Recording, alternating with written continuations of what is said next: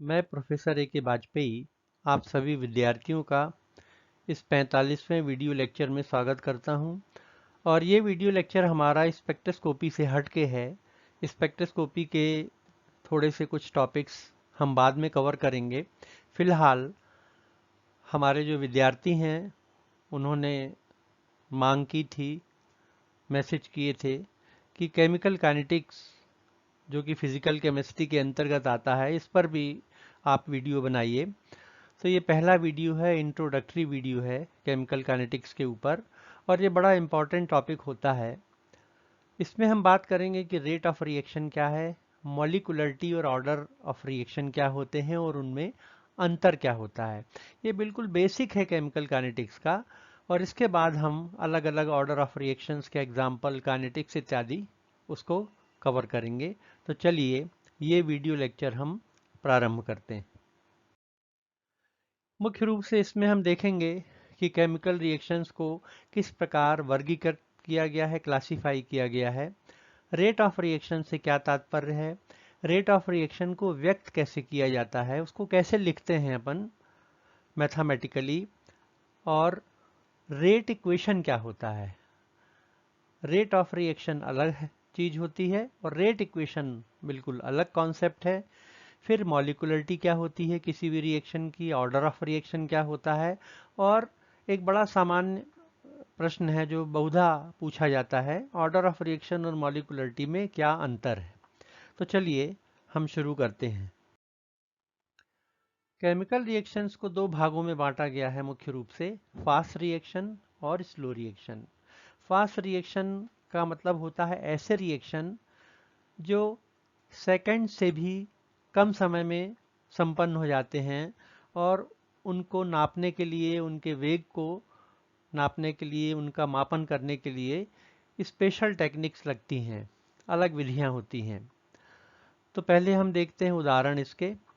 Fast reaction, जैसे sodium chloride है, अगर आप एक सोल्यूशन, आपने किया होगा क्लोराइड का टेस्ट, कि जैसे ही आप क्लोराइड के सोल्यूशन में सिल्वर नाइट्रेट की एक ड्रॉप डालेंगे, तुरंत सिल्वर क्लोराइड का प्रेसिपिटेट आएगा। तो ये प्रेसिपिटेशन रिएक्शन के अंतर्गत आता है, और इनको इंस्टेंटेनियस रिएक्शंस भी कहते हैं, क्योंकि एकदम इतनी जल्दी हो जाते हैं कि समझ नहीं आता कि इतनी फास्ट कैसे हो गए। इसी तरह से अगर आप HCl में NaOH डालेंगे, तुरंत न्यूट्रलाइजेशन हो जाएगा, H प्लस और OH माइनस वाटर बन जाएगा और सॉल्ट बन जाता है। ये कहलाता है उदासीनीकरण या न्यूट्रलाइजेशन रिएक्शन। फिर जो एक्सप्लोजन रिएक्शंस होते हैं वो भी विद इन सेकेंड्स किस तरह से एक्सप्लोड हो जाता है मटेरियल, एक्सप्लोजन रिएक्शंस हैं।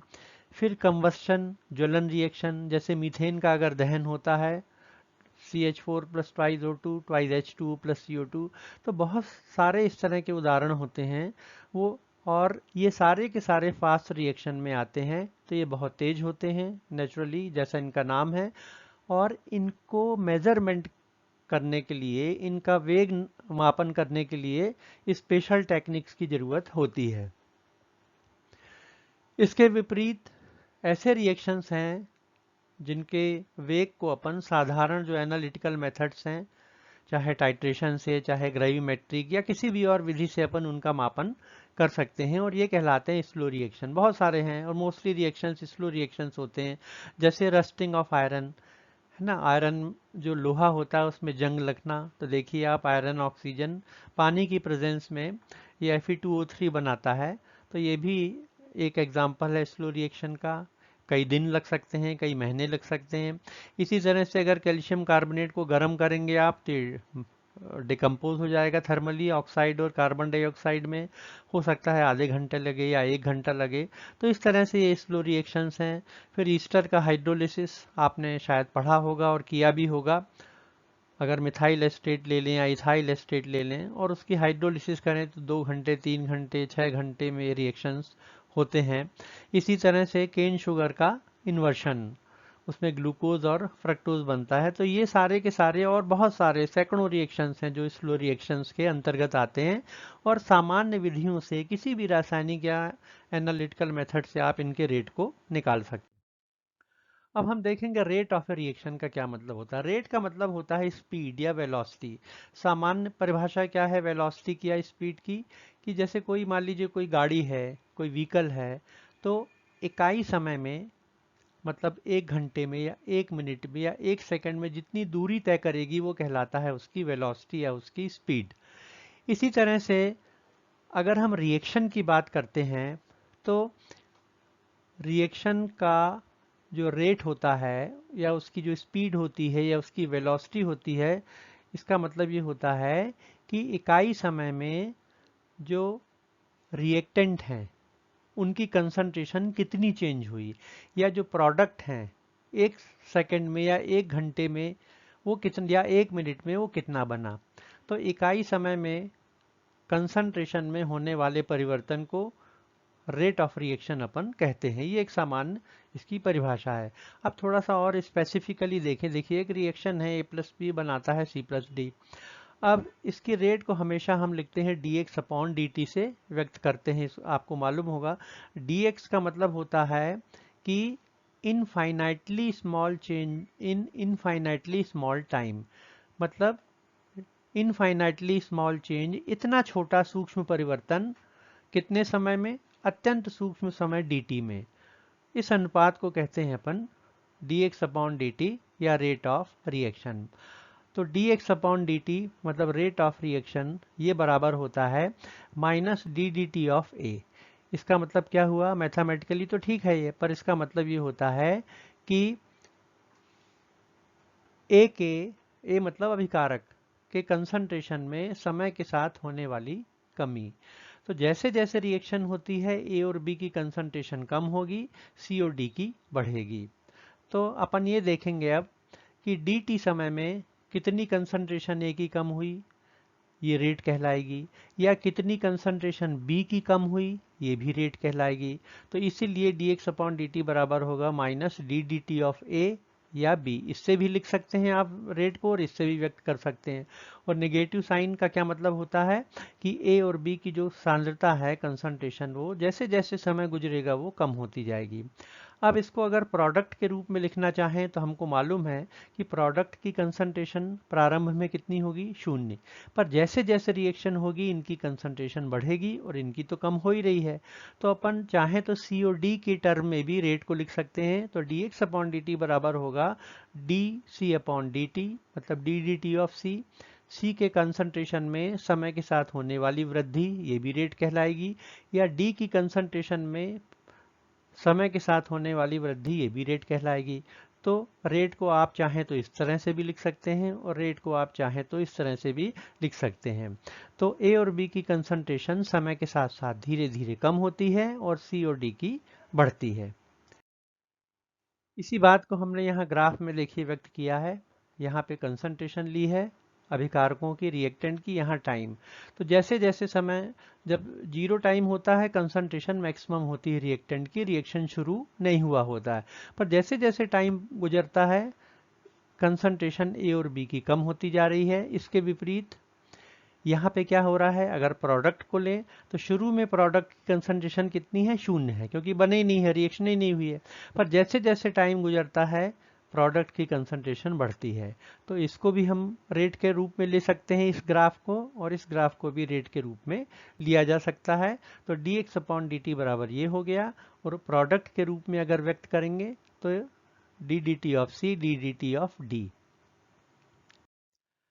अब यहाँ पे देखें अपन, ये जो प्लॉट है रेट ऑफ रिएक्शन का, तो अब हमको समझ में आ गया कि इकाई समय में रिएक्टेंट के कंसंट्रेशन में होने वाली कमी को भी रेट कह सकते हैं हम, और इकाई समय में प्रोडक्ट की कंसंट्रेशन में होने वाले इंक्रीज या वृद्धि को भी रेट कह सकते हैं। अब यहाँ पे देखिए आप, ये ग्राफ है, यहाँ पे जैसे जैसे टाइम गुजरता जा रहा है प्रोडक्ट की कंसंट्रेशन बढ़ती जा रही है। अब इस ग्राफ को देखिए आप, ये ग्राफ पूरा स्ट्रेट लाइन नहीं है। अगर आप यहाँ पे देखें, अगर आपको यहाँ पे इसका स्लोप निकालना है, क्योंकि देखिए यहाँ पे हमने टाइम लिया है, यहाँ पे x लिया है कंसंट्रेशन, तो अगर हमको dx/dt निकालना है तो हम क्या करेंगे, मान लीजिए समय t1 पे हमको देखना है रेट कितनी है।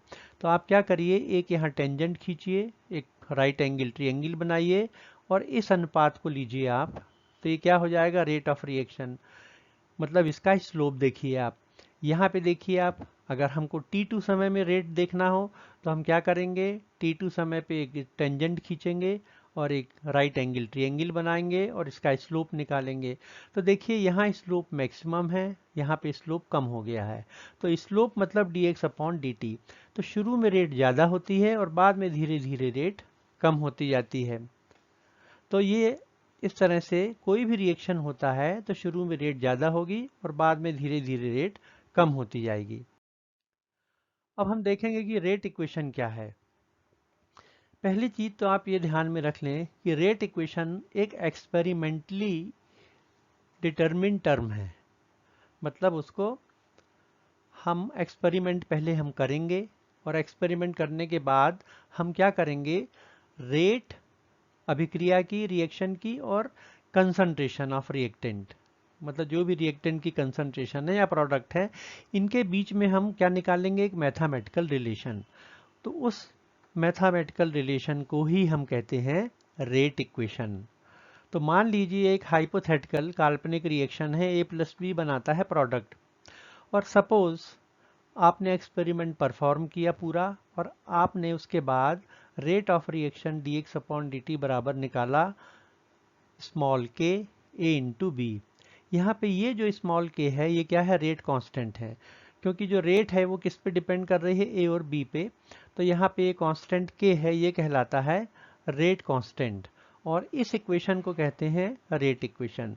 तो रेट इक्वेशन आप उसी समय निकाल पाएंगे या बता पाएंगे जब आपने एक्सपेरिमेंट किया है। अब इस रेट इक्वेशन में अगर A को भी हम यूनिट मान लें, इकाई मान लें, और B को भी मान लें कि यूनिट कंसंट्रेशन है, तो रेट बराबर K हो जाएगा। तो इस तरह से रेट कांस्टेंट को हम डिफाइन कर सकते हैं कि रेट कांस्टेंट उस रिएक्शन की रेट के बराबर होता है जिसमें रिएक्टेंट की कंसंट्रेशन यूनिट हो।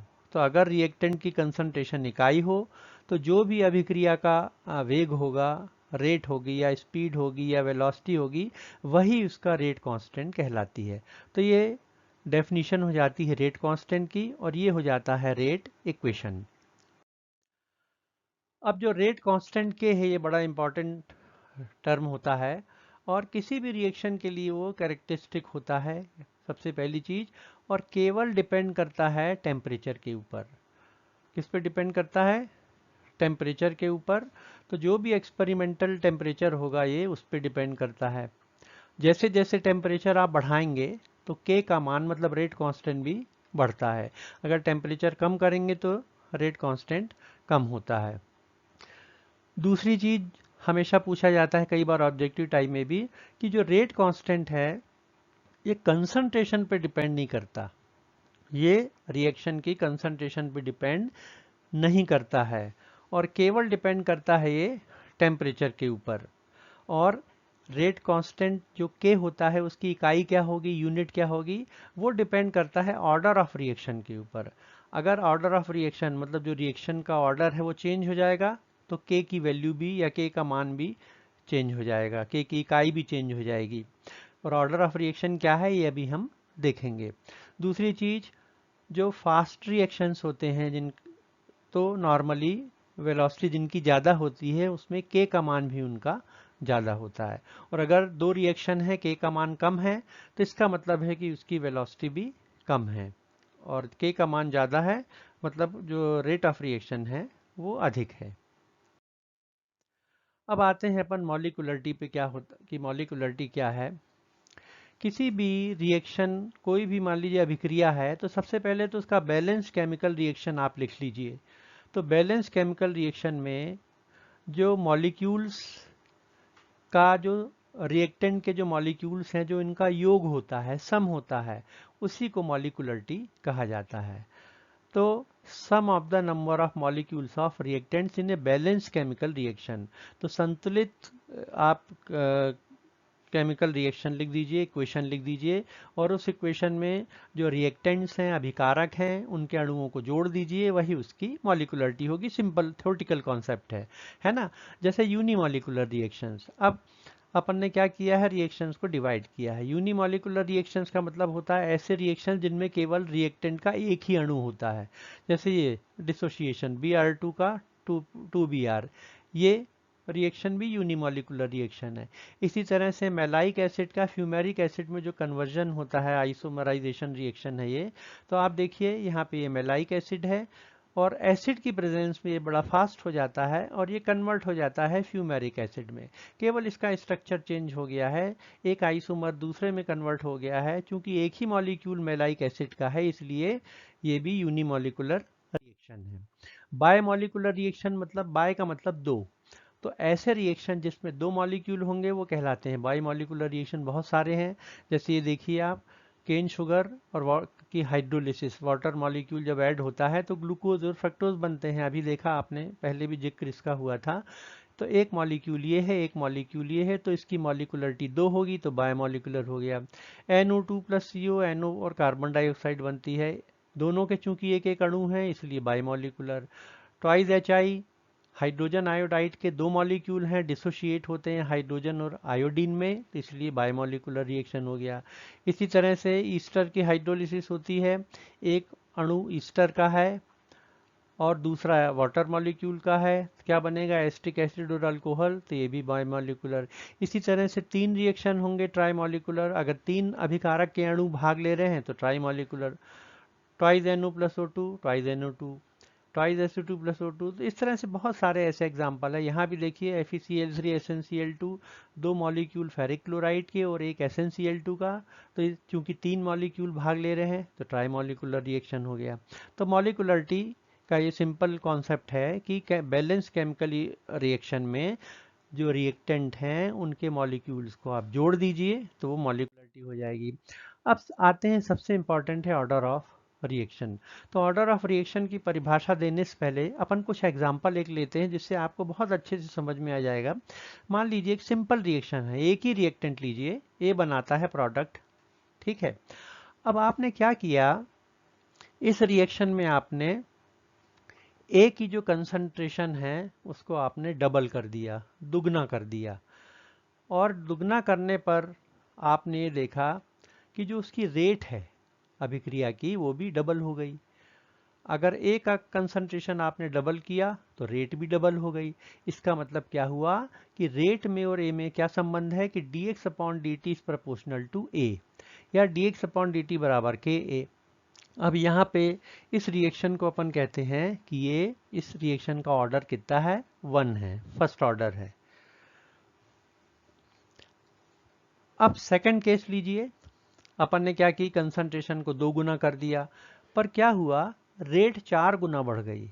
इसका मतलब हुआ रेट में और कंसंट्रेशन में क्या संबंध हो गया, rate proportional to a square, क्योंकि इसको आप 2 गुना करेंगे तो ये 4 गुना हो जाएगी, तो ये संबंध हो गया। और प्रोपोर्शनलिटी हटाएंगे, रेट कांस्टेंट के आ गया यहाँ पे देखिए, तो ये हो गई ऑर्डर ऑफ रिएक्शन, इसका हो जाएगा 2। अगर मान लीजिए आपने कंसंट्रेशन ए की 2 गुनी करी और रेट 8 गुनी बढ़ गई, 8 टाइम्स, तो इसका मतलब हो गया कि अगर 2 का आप क्यूब करेंगे तो 2 का क्यूब क्या हो जाएगा, 8 हो जाएगा। तो ए को डबल करेंगे तो ये 8 गुना बढ़ जाएगी, तो आप लिखेंगे कि रेट बराबर के ए क्यूब, तो इसका ऑर्डर कितना हो जाएगा रिएक्शन का, 3 हो जाएगा। इसी तरह से मान लीजिए आपने कंसंट्रेशन डबल कर दी, किसकी, ए की, पर आपने देखा कि रेट तो बढ़ ही नहीं रही है, कांस्टेंट है। इसका मतलब हुआ कि रेट ए पे डिपेंड नहीं कर रही है, तो dx अपॉन dt बराबर के हो जाएगा। या इसको हम यूं भी लिख सकते हैं कि यहाँ 1 है एक्चुअली, के इंटू 1 को हम ऐसे भी लिख सकते हैं, dx अपॉन dt बराबर के ए रेस टू पावर 0, क्योंकि किसी का भी घात 0 होगा तो वो 1 हो जाता है। अब इस रिएक्शन को हम कहेंगे कि ये जीरो ऑर्डर रिएक्शन है, ठीक है।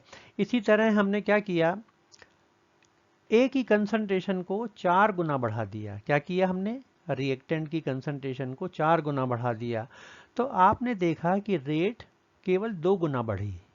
इसका क्या मतलब हुआ, इसका मतलब ये हुआ कि अगर इसको हम 4 कर दें तो रेट कितनी हो जाएगी, डबल।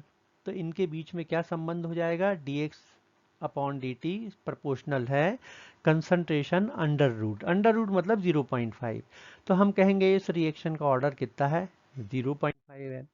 इसी तरह से मान लीजिए कंसंट्रेशन को हमने डबल कर दिया, तो आपने देखा कि रेट तो घट के आधी हो गई, हाफ हो जाती है, तो हम लिख सकते हैं rate proportional to k upon a, मतलब इन्वर्सली प्रोपोर्शनल टू a, या इसको अगर आप ऐसे लिखें dx अपॉन dt बराबर के a रेज टू पावर 1, तो रेट ऑफ रिएक्शन क्या हो गई इसकी, -1 हो गई। ठीक, तो ऑर्डर ऑफ रिएक्शन इसका कितना हो गया, 1 हो गया।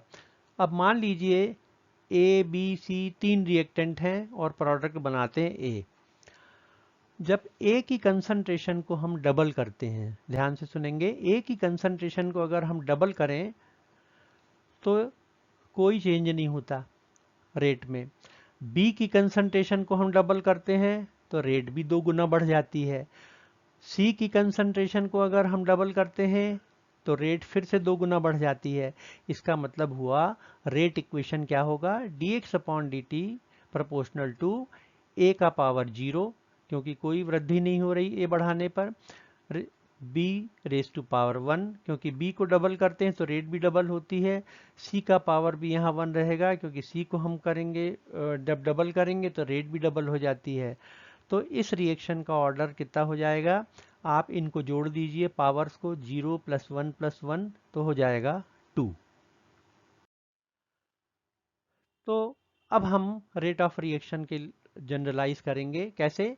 एक हाइपोथेटिकल रिएक्शन है ए बी सी, ये मिलके बना रहे हैं डी प्रोडक्ट, और इसका जब रेट इक्वेशन निकाला गया एक्सपेरिमेंट करने के बाद, तो देखा हमने कि dx अपॉन dt बराबर के a raise to power a है, b है, c है, d है। तो इस पूरे रिएक्शन का ऑर्डर क्या हो जाएगा, इनके जो पावर्स हैं इनको आप जोड़ दीजिए। अब हम इस स्थिति में आ गए हैं कि हम ऑर्डर ऑफ रिएक्शन को डिफाइन कर सकते हैं। तो ऑर्डर ऑफ रिएक्शन का मतलब होता है किसी भी रेट इक्वेशन में, मतलब किसी भी रिएक्शन के रेट इक्वेशन में जो रिएक्टेंट की कंसंट्रेशंस होती हैं उनके जो पावर्स होते हैं उनको अगर आप जोड़ दें तो वो rate of reaction order of reaction कहलाता है। तो order of reaction is the sum of the powers to the concentration terms in the rate equation. इस तरह से अपन डिफाइन कर सकते हैं, या इसको ऐसे भी कह सकते हैं कि जो रिएक्टेंट कंसंट्रेशंस रेट को निर्धारित करती हैं, उसको डिटरमिन करती हैं, उसको डिसाइड करती हैं, उन कंसंट्रेशन के पावर्स को अगर आप जोड़ देंगे तो वो हो जाएगा ऑर्डर ऑफ रिएक्शन। अब इसका मतलब है आप ऑर्डर ऑफ रिएक्शन अच्छे से समझ गए होंगे। अब हम देखेंगे ऑर्डर ऑफ रिएक्शन और मॉलिक्यूलरिटी में अंतर। देखिए मॉलिक्यूलरिटी थ्योरेटिकल क्वांटिटी है, उसका कोई लेना देना नहीं है एक्सपेरिमेंट से, जबकि ऑर्डर ऑफ रिएक्शन एक एक्सपेरिमेंटल क्वांटिटी है। मॉलिक्यूलरिटी हमेशा पॉजिटिव होगी, जीरो भी नहीं होगी, क्योंकि जीरो का मतलब है कि कोई मॉलिक्यूल है ही नहीं। परंतु ऑर्डर ऑफ रिएक्शन पॉजिटिव भी हो सकता है, नेगेटिव भी हो सकता है, जीरो भी हो सकता है, फ्रैक्शनल भी हो सकता है, ये हमेशा आप याद रखेंगे।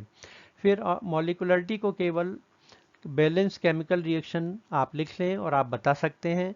ऑर्डर ऑफ रिएक्शन किसी भी रिएक्शन का बताने के लिए आपको सबसे पहले रेट इक्वेशन की जरूरत पड़ेगी, और रेट इक्वेशन आपके लिए आपको एक्सपेरिमेंट करना पड़ेगा। मॉलिक्यूलरिटी में it has no relation with mechanism, mechanism से कोई मतलब नहीं है, मैकेनिज्म किस तरह की होगी रिएक्शन की। जबकि ऑर्डर ऑफ रिएक्शन ये मैकेनिज्म द्वारा भी निर्धारित होता है। और मॉलिक्यूलरिटी थ्योरेटिकल है, थ्योरेटिकली प्रेडिक्टेबल है, आप रिएक्शन लिख दीजिए, आप बता दीजिए। परंतु ऑर्डर ऑफ रिएक्शन एक एक्सपेरिमेंटल क्वांटिटी है जैसा यहाँ कहा है, और जब तक एक्सपेरिमेंट आप नहीं करेंगे ऑर्डर ऑफ रिएक्शन आप बता नहीं पाएंगे। कई बार वाइवा में पूछा जाता है, कोई रिएक्शन लिख दिया और कहा आप ऑर्डर बताइए, तो आप कहीं 0 बोलोगे कहीं 1। तो इसका आंसर ये है कि इस रिएक्शन की ऑर्डर उस समय तक नहीं बताई जा सकती जब तक कि रिएक्शन को परफॉर्म करके रेट इक्वेशन उसका ना निकाला जाए। तो थैंक यू सो मच। ये पहला लेक्चर था हमारा इंट्रोडक्टरी, और जो अगला हमारा वीडियो लेक्चर होगा उसमें मैं आपको बताऊंगा कि zero first second order reactions क्या होते हैं, उनके एग्जांपल्स क्या हैं, और उनकी काइनेटिक्स को हम डिस्कस करेंगे। तो एक बार फिर से आपका धन्यवाद, और इस चैनल को आप सब्सक्राइब अवश्य कीजिएगा। Thank you.